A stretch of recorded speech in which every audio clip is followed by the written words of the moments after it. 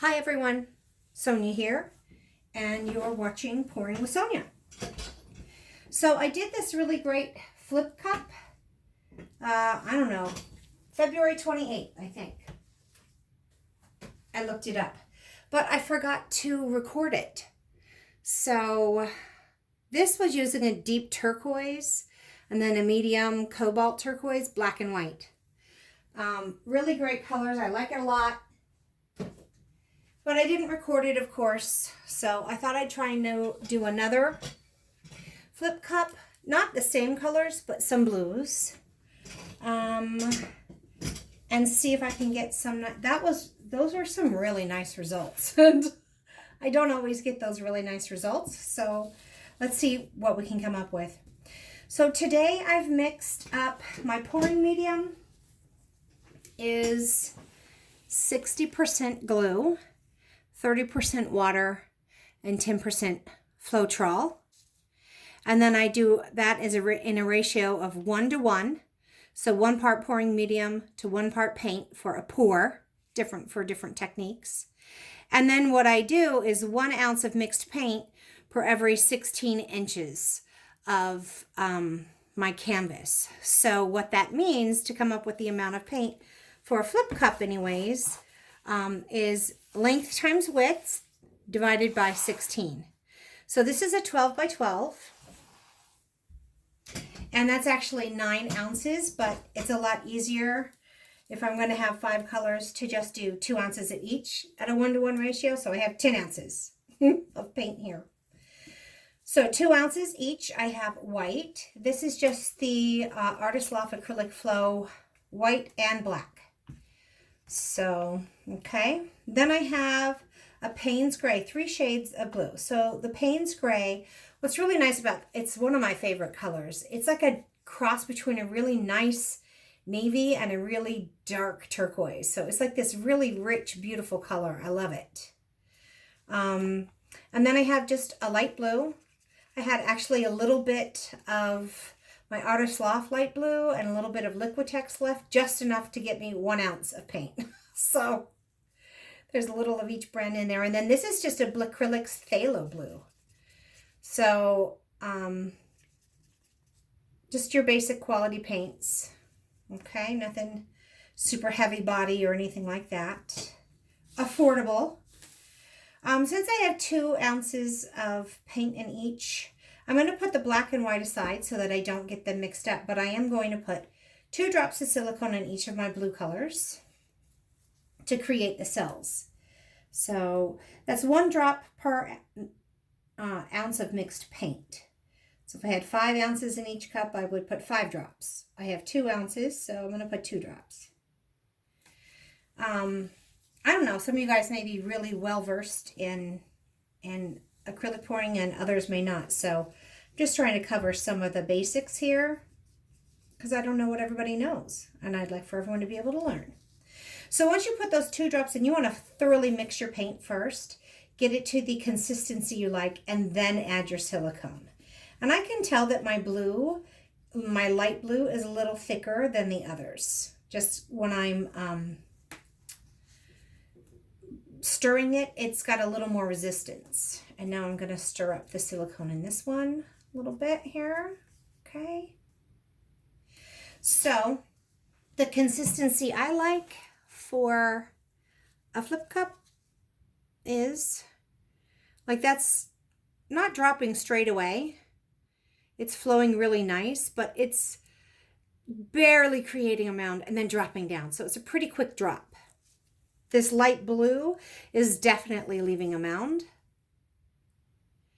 And I'm okay with that one being a little bit thicker than the others because I want it to not get all blended in with them and I want to have some real definition. And how I'm going to layer my cup, like defined maybe some blue rings.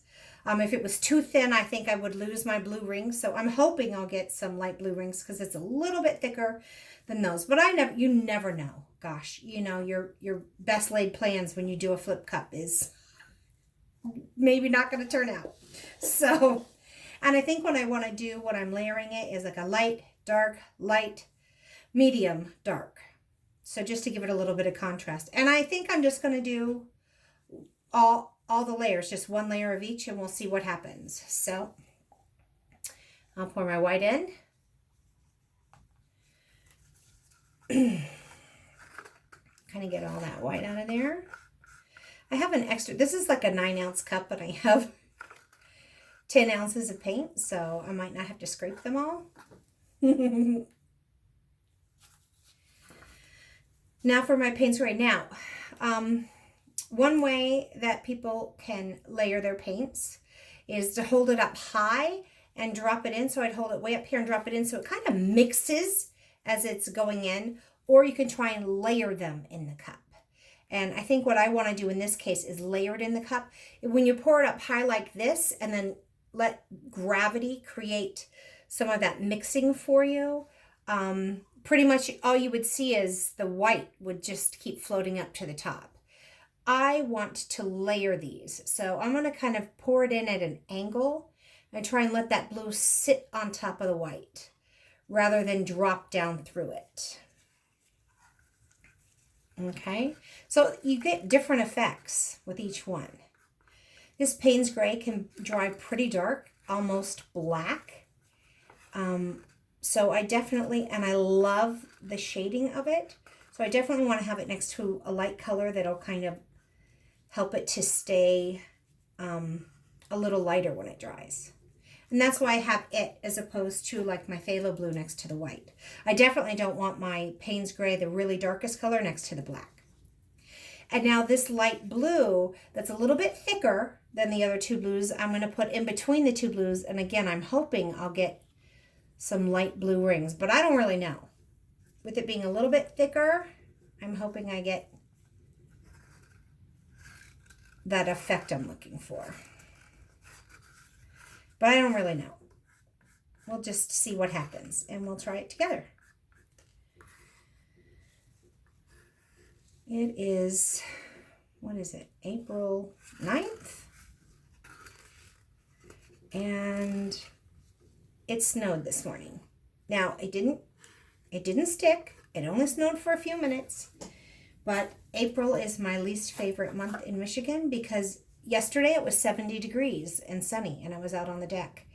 And we were tearing the siding off our house and, doing home improvements. And today it's windy, cloudy, rain, sleet, and snow. So by the time April rolls around, I'm really tired of that and ready for spring because the calendar says spring. And Michigan says, hold your horses there, not so fast. All right, so this black, I'm just going to kind of put on the top here. I knew it was going to be really, that's some of my, I don't think I mixed in that Floetral really well, or not Floetral, pouring medium really well. All right, that is one full cup. So what I'm going to do now, I've got my torch ready. Put that over here. I've just put some little push pins on the back of my canvas so that the paint has room to drip off the edges. Again, probably most of you already know all of these tricks, but for those that are just beginning, you might not know that. Just put it like that and then let it flip over. I supported it with my hand so the cup would stay in place. And now we're going to give it just a minute to let it all kind of drop down. What you can do if you want to, I didn't this time, but I have done it in the past, is you can get some spray silicone lubricant and spray that on the inside of your cups. And if you do that before you put, layer your paint in it, when you flip it upside down, it all just drops out really fast. You don't have to sit here and wait and tap it down and all that other stuff. So that's just a little trick. But warning, it smells bad. I don't use it that much because, especially in the winter here when it's cold and I don't have the windows open, there's a strong vapor to that spray silicone, at least to that brand. So I don't always use it. But it's a good little trick. So I think I'm going to slide this up a little bit here. flip it, and I'll probably try and do, because on that last one I showed you, I did a little ribbon through it, and so I'll probably do that this time too, and we'll just see what happens.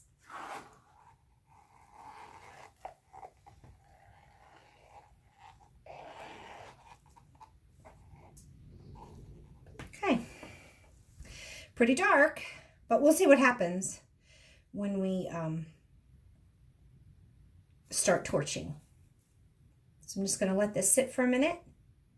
Plenty of paint.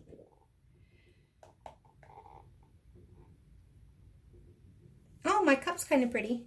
You can see, I don't know if you can see, and I don't want it to drip, but you can see the pretty little cells right on the inside of my cup. Sometimes I love looking at my cups. I got a pretty ribbon on the inside of my cup. So I do the ribbon sometimes just to break up a pour. Now I liked my other one because I had a nice, I think, balance between paint background and cells. And I like the cells I've got along the ribbon and in this area, but I don't mind having just some blank space so it's not too busy. So, but I am going to go on real quick with a torch and just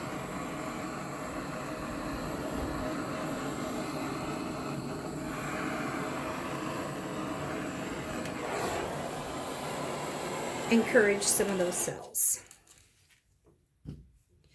I tried to stay kind of far back. You don't want to get too close. You actually can burn your paint, so you got to be conscientious of that. And sometimes when I do swipes, if I'm trying to get a real definite effect, I'll kind of go in like this, just because I want little sections to get cells and not others. But for this, I didn't want to do, I just want to kind of be, I held it up high. I did go along the ribbon area because I liked the cells along that. But you try and stay back a little bit and kind of an equal distance, not too close, because your paint can burn. And you want to be a little patient right now and let some of that, like some, for at least I do, because I want to let those come up a little bit and then start stretching. And some people just torch and stretch, and that's kind of fun too, because then your cells are still popping up as you're stretching. So that's kind of got some pretty colors going on there. I don't really think I'm going to get any of those thick blue rings though that I was hoping for. Maybe, I don't know. We'll see. Let's start tilting. I'm going to start over here. Or, yeah, we'll start over here. We'll see just what happens. I don't want to lose too much of this. I like it. So I'm just going to kind of put my hand there to stop a little bit of that, since it was really disproportionately. Okay.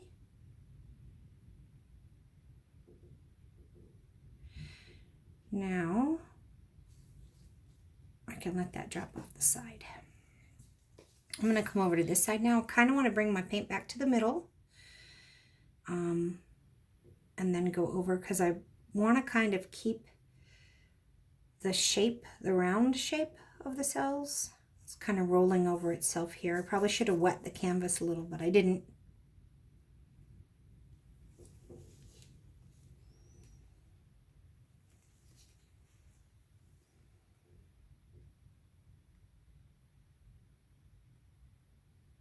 Okay.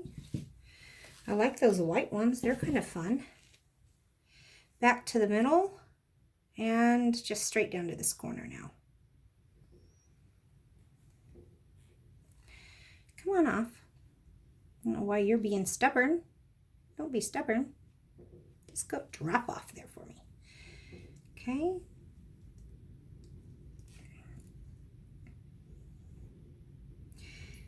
And now this corner. I don't want my cells to get too wonky, but they are getting a little wonky. You like that word? Wonky. So I didn't really get, I got a little bit of the light blue cells around, but I got some pretty light blue cells. I mean, I didn't get some of that, the rings I was hoping for, but I got some really pretty light blue cells kind of right in the middle, which makes a nice little effect. And I think now it's just a matter of composition, but I kind of like it like that. I've got some interesting, I don't want to place my drippy hand over it, mess it up. So let me wipe my hands. I've got some interesting, you can see the Payne's gray and the white down here at the bottom create that kind of a turquoise look, which I like.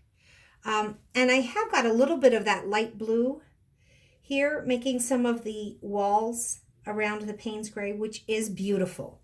And that's what I really wanted, but I also wanted it for the phthalo blue. And instead I got some really big, beautiful light blue, which is just pretty. It's fine.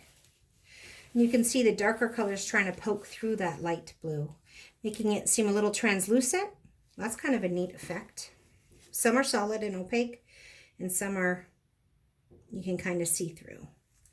And then I've got the phthalo blue up here. Not as many cells, but more just, the phthalo blue seems to be more of a background. See, I've got the phthalo blue here as a background for the cells.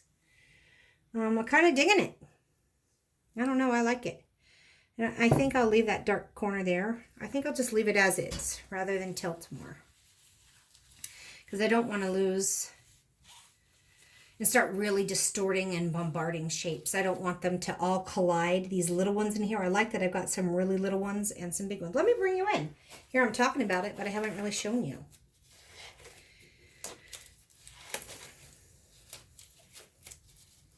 Oh, I like that the phthalo blue honestly ended up being the background color. And I like it because it is a nice background color to both the Payne's gray and to the light blue. Oops, I'm sorry, my gloves are not, I'm trying to be really careful with gloves and not use, and then I can reuse them and not rip them.